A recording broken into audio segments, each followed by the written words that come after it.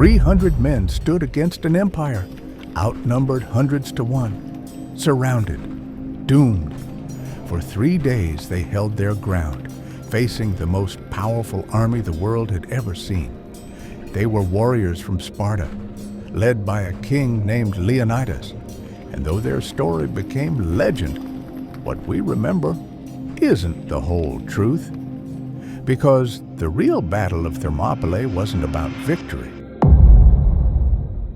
It was about something far more dangerous. The year was 480 BC. The Persian Empire, ruled by King Xerxes, stretched from India to Egypt, a superpower built on fear and conquest.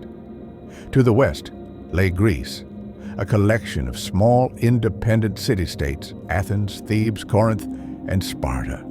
They shared language and gods, but little else.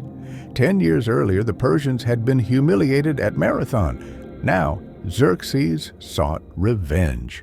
He gathered an army. Xerxes had to pass through one narrow gateway, a place where mountains met the sea.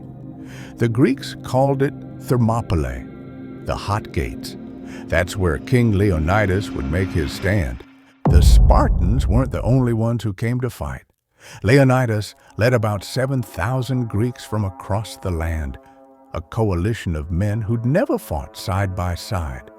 But there was a problem. Sparta's religious festival, the Carneia, forbade sending its full army. So Leonidas chose just 300 Spartans, each one a father, so their bloodline would survive even if they didn't. Thermopylae was no random choice. The pass was so narrow that Xerxes' massive army couldn't surround them. It was the perfect trap, if they could hold it. When the Persians arrived, Xerxes sent a messenger demanding surrender. Leonidas' answer became immortal. Molon Lab, come and take them. The first wave hit. The Persians charged and broke against a wall of shields. Wave after wave crushed. Even the king's elite immortals couldn't break through. For 2 days, the Spartans and their allies held the line. The impossible seemed possible, until it wasn't.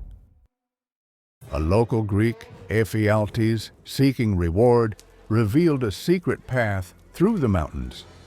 That night, Persian soldiers crept through the dark, emerging behind the Spartan lines. At dawn, Leonidas learned the truth. They were surrounded. He made a decision that would turn defeat into legend. He dismissed most of the Greek army, ordering them to escape and fight another day. He stayed with his 300 Spartans and a few hundred Thespians and Thebans who refused to leave. They knew they would die, and they fought anyway. The final battle began under a blood-red sun. Spartans fought until their spears shattered, then their swords, then their bare hands. They fought for each other, for their city, for freedom itself. Leonidas fell. His men formed a ring around his body, refusing to retreat. Arrows rained down until silence fell across the hot gates. The Persians had won the pass, but at a cost that would haunt them forever. Word of the Spartan sacrifice swept through Greece. Their courage united cities that had long been divided. A year later, at Salamis, the Greek navy destroyed Xerxes' fleet. Months later, at Plataea, his army was crushed. The invasion failed. Thermopylae was a defeat, but it became the reason Greece survived. The 300 Spartans didn't fight to win.